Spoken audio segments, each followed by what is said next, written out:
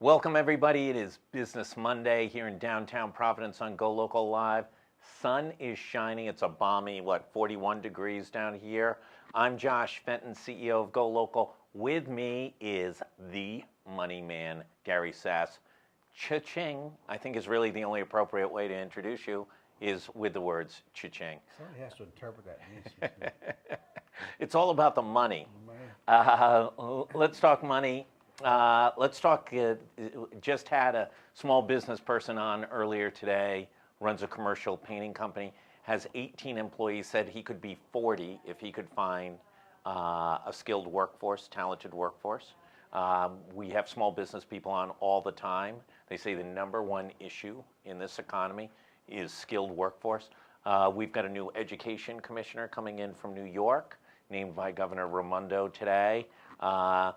Is it put up or shut up time, or should we just outsource education to the state of Massachusetts? Well, it's been put up and shut up time for 20 years. So, and we have not put up. No, that's the sad part. We have put up. We have put up additional money. We put in place a school aid formula. We just tore it down and didn't have one for several years, but then we put it back in place, and it was a decent formula. It can be fixed a little bit right now. Yeah.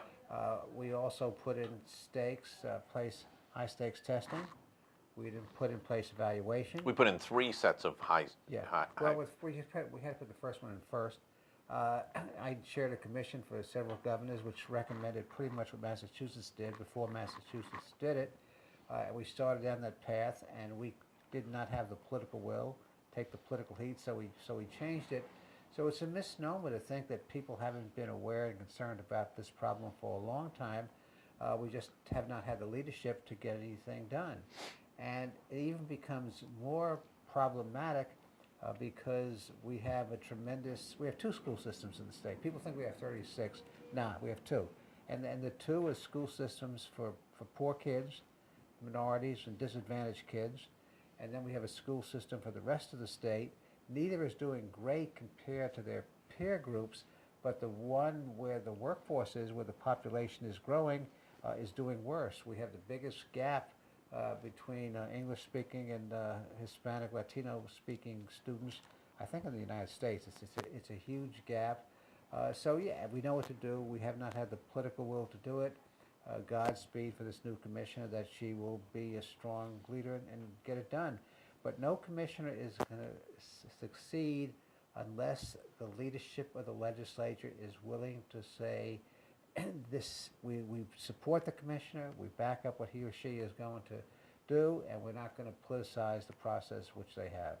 So I think in my lifetime we've had 5 commissioners, I'm going to say. They all came in with tremendous resumes, great track records. They were all innovators, leaders. They had reformed things. They'd had great success in other places, and they all limped out of here, battered, bruised, and with little reputation in hand. Obviously, the newest version of the standardized statewide testing system showed that Rhode Island is remarkably, almost shockingly far behind Massachusetts.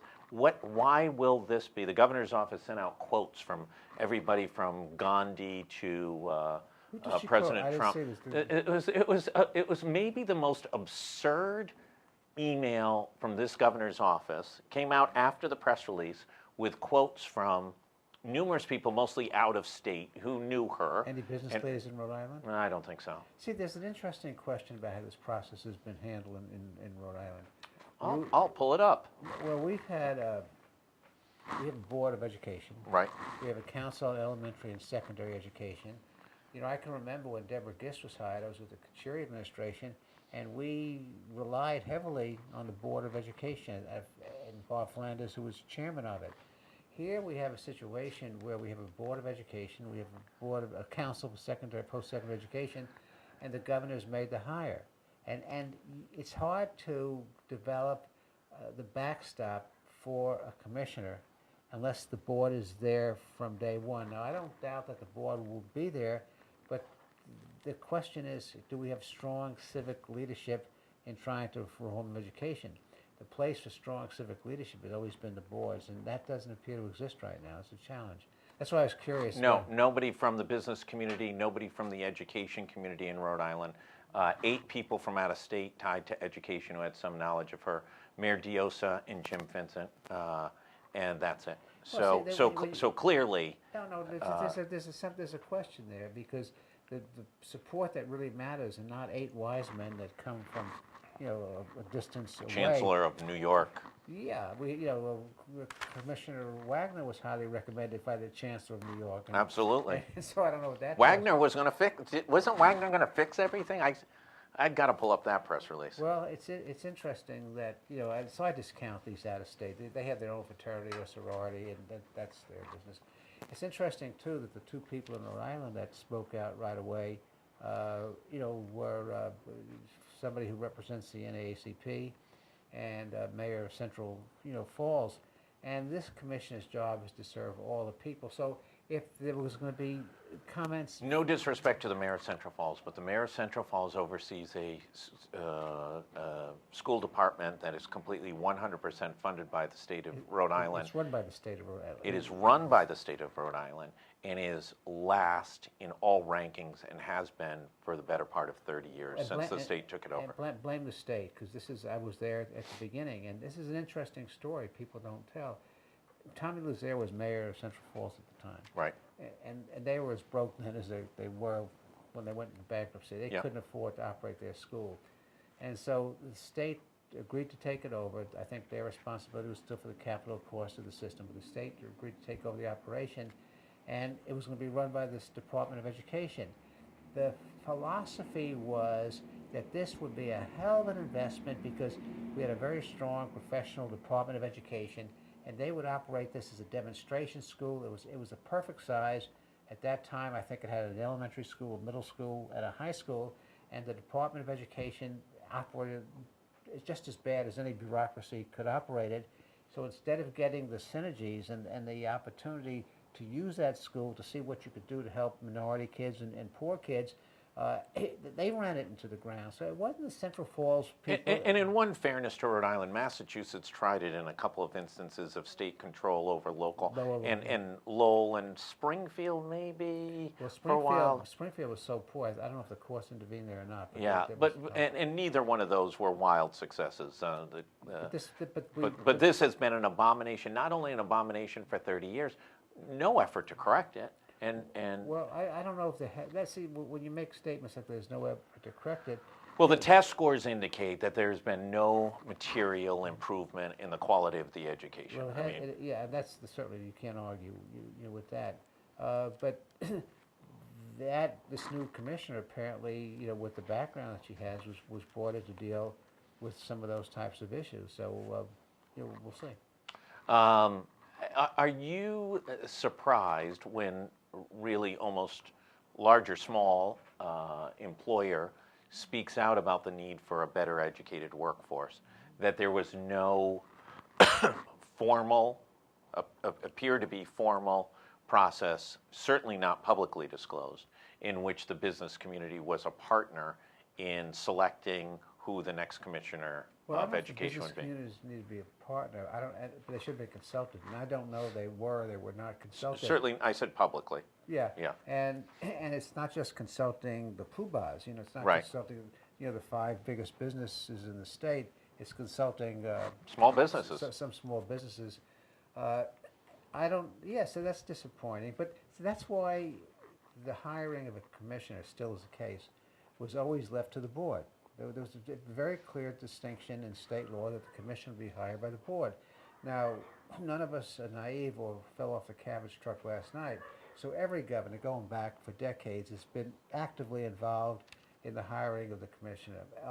And so that was understood, but still the process was led by the board, and the board, whether informally or formally, use their contacts in the community to get some kind of assessment, some kind of evaluation. This seems to have been a very top-down process. Without a doubt. And so there are benefits and there are liabilities. Just to juxtapose, in Massachusetts, she was also a finalist for the top education position. That was a very public process. There was lots of opportunities for the media and for education advocates in the business community to interview all three of the finalists during that review process. Well, I can just talk about what happens on university campuses. And when it gets down to the point that there are 2 or 3 finalists left, and there are a lot of good people that withdrew because they didn't want to go through the public part of the process. Yeah, sure. They felt their job at home might have been jeopardized. But those that choose to go through the public process, have to be interviewed. They're interviewed by student groups. They're interviewed by faculty groups, alumni groups. It's a very, very public process. The process here, there was no indication that that happened publicly. Whether it happened privately or not, I don't know. That all may be changing at colleges and universities. They may adopt some of their other new strategies of just having bribery take place. So if you want to be the college president at Williams, you just write a check to Williams for $5 million to the selection committee and you're in. Those are the kids. Oh, it's just left for the kids. Let's take a short visit down to Washington, D.C. Your president, our president. Our president. He's owned by all of us. We're all responsible. There's no free lunch on that one. He has had. It's one of the most interesting, certainly political periods of time in which someone who has negatives, record negatives, only has the support of about 30% have said they would vote for him for re-election.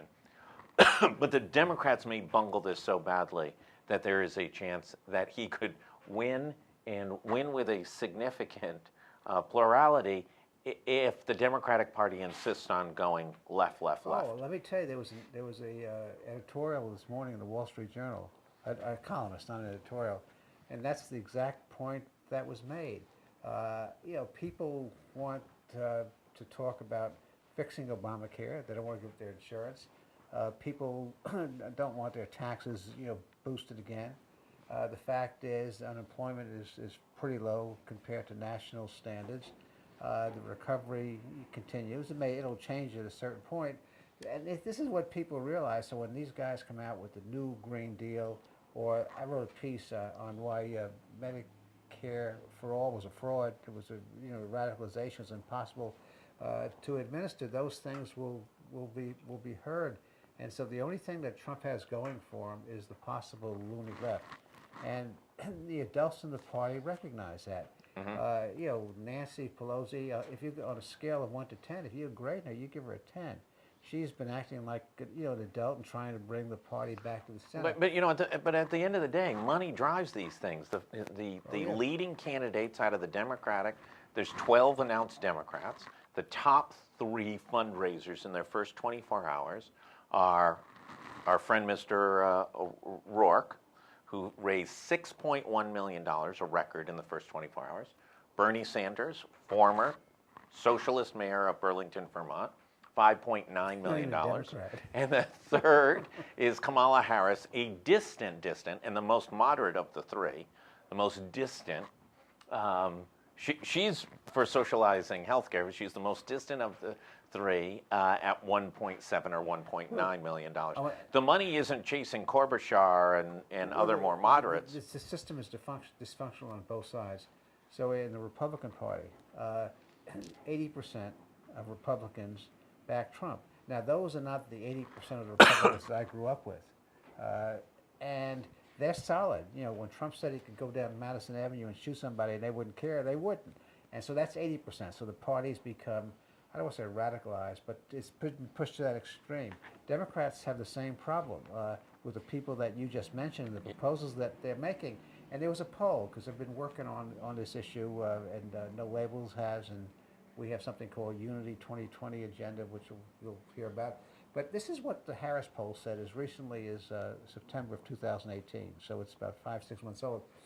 80% people feel that Congress won't work because it has an all or nothing mentality, and nothing gets done. 80% want Democrats and Republicans to reach compromise to solve problems, and 70% are totally disgusted with the system. And the reason they give that they're disgusted with the system is that both parties, as we were just talking about, both parties are controlled by the extremes. Okay, so at some point, it's like chess. If you want to win a chess game, you control the center of the board. And at some point, it comes back to the Democrats being... But that's in the general. I get all that, 100% agree. But the Democrats have to go through the primary process. They go to Iowa, big lefty state. Go to New Hampshire. Who votes in a Democratic primary? That's about as left-wing as you get. You're right. So, by the way, there's no firewall in the Democratic primary. It's just, it's the moderate Democrat is not likely to vote in the Democratic primary and gets more and more isolated. Joe Biden made the slip up this weekend. I think there were two components to it. Everybody caught the second one. They missed the first part. He is speaking before a crowd in Delaware, and he says, I have the most progressive record of anybody running for president, and everybody jumps on that he said he's running for president. So that was the news, that he's running. Corrected himself immediately. What the media didn't report on was that he said that I have the most progressive record.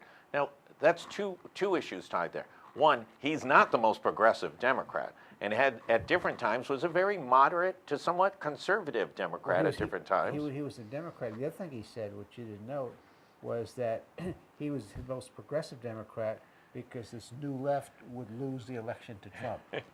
And so the Democrat Party has to decide, and I think this is a seminal issue. It never gets down to personalities. Does the Democrat Party, want to pander to their extreme interests, or do they want to get rid of Trump? You got a choice. If the Democratic Party gets behind a moderate candidate, the odds are pretty good that they'll pick up those states they lost in close elections in Wisconsin and Michigan and Pennsylvania, and everything else stayed equal. If everything else stayed equal, which I'm not sure it would, they would elect the next president. And those are big odds. If you went to Vegas and bet that, there would be big odds. The only thing that gets in the way of that are the loony left. And so, the new Green Deal. I can't even say these things. The new Green Deal. Yeah, Medicare for all.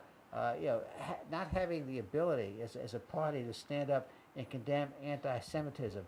Since 1933, that should be pretty easy. That's not a complicated ask. Today up at Brown at lunchtime, Kate Nagel is up there, broadcast it live. Tom Perez, Democratic National Chairman, and Michael Steele, the former Republican National Chair, a more moderate voice of the Republican Party, debated what policies there were. And really both those issues, I did not hear Tom Perez at any point during that say, be careful, Democrats. Do not go too far left. We'll be a marginalized party in 2020. He is not hitting that. He may think it. He says it privately, I hear, but he is not hitting the panic button. I'll tell you something very interesting. I'm exploring this right now, so I don't know where it's going to end up. We have a third candidate possibly running. Yeah. His name is Howard Schultz. Right. Howard Schultz is a Democrat. Howard Schultz is central left. Let's say I would put him in the lexicon of being left of center, not way far left. It's very hard for a third party, to win. But if the Democratic Party goes where it is and the Republican Party stays with Trump, you have the real potential not of the third party candidate winning, but of the third party candidate being a real spoiler in this thing and causing the race to be unpredictable. Because the polling data is very clear, and that's why there's so political malaise in the country is people on both sides want moderation. They want compromise. Now, Republicans want compromise to be center-right. They want it on the right side. Democrats want it on the left side. But they're not to the point where they're shooting at each other. There's such extremes. And we've created a political atmosphere in this country, where people look at you and say, "You're a Republican? You can't marry my daughter." And I'm sure it's true on the other side as well. And that's what people are trying to break their way through. So I don't know what's going to happen. I know the party structure is broken. The primary systems don't work anymore. Nobody wants to go back to the way we picked President Truman in 1944. I know at a relative in the Blackstone Hotel in Chicago, and they're a bunch of old guys, sitting around, and they said this Wallace thing is never going to cut it. We can't have a socialist president of the United States, and they picked what now people consider to be a pretty good choice, a pretty good president. Well, no one wants to go back to those smokeful days. There wasn't diversity. There wasn't transparency. There were a lot of things today that could never happen then. But you can't have a primary structure set up in such a way where effectively it's rigged. In our side, on the Republican side, today it's rigged for Trump because they have complete control of the RNC. They have complete control of that machinery. And Republicans who don't agree with him privately speak adversely about him, are afraid to death of him if they want to run for re-election. And that's an interesting question because I know, on the vote on the emergency override, there were 12 Republicans that voted with the Democrats, not because they disagreed with the president on national security and the wall, but they disagreed with presidential versus congressional powers. There were 4 or 5 other Republicans that were going to vote, with with the majority, and bring that total well over 60, and probably not enough to sustain a veto. And their political job was more important to them. And I should be tolerant and understand that, but their political job was more important to them than doing what they weren't going to bet the ranch. They weren't going to take the political hit. They weren't, because they knew they couldn't sustain a veto. Right. And so 4 or 5 said, I can't sustain a veto. Why do I need a primary challenger? Right. But that's so the system is both broken, but also the quality of leadership. And we've gotten into a motif and a mood that these political jobs are career jobs, they're lifetime jobs. It used to be the case that politics was real, but if you went back home, you still had a business to go to or a law practice. That's or right. Something. And these guys just don't want Your to go back. family owned a farm. You ran a hardware store, actually, on the house side especially.